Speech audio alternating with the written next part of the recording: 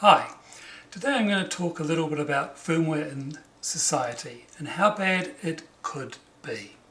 Today we rely on billions of devices to help us lead better lives. 40 years ago we had calculators, microwaves, TV remotes, which all had firmware inside.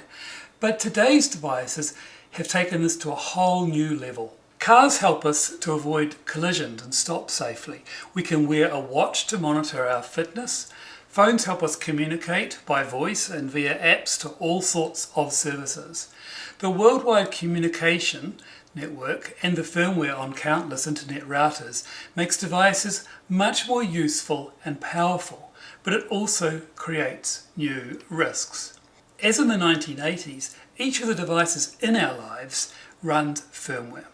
But as you might expect, firmware has become increasingly large and complex as the capability of the devices in our lives has increased.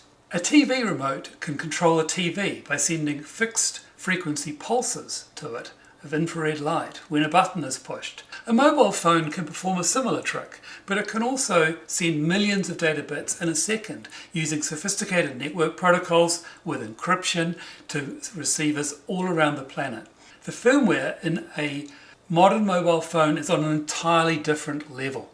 Just the firmware in the Bluetooth, a tiny Bluetooth piece, dwarfs anything from 40 years ago. So firmware has enabled all of these amazing devices. We don't want to go back, it's wonderful, but it does raise a question. Can we trust all this firmware?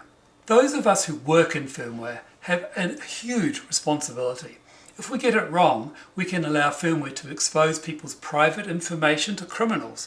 We can make firmware so complex that no human can figure out whether it's safe or not.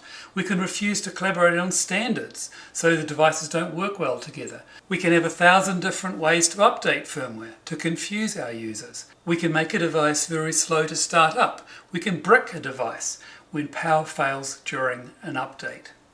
Obviously, we firmware engineers are not trying to be evil, but the problems I've just mentioned are actually widely observed in practice. What can be done? I believe part of the solution is to move forward with open source firmware, but there are situations where this is just not commercially feasible.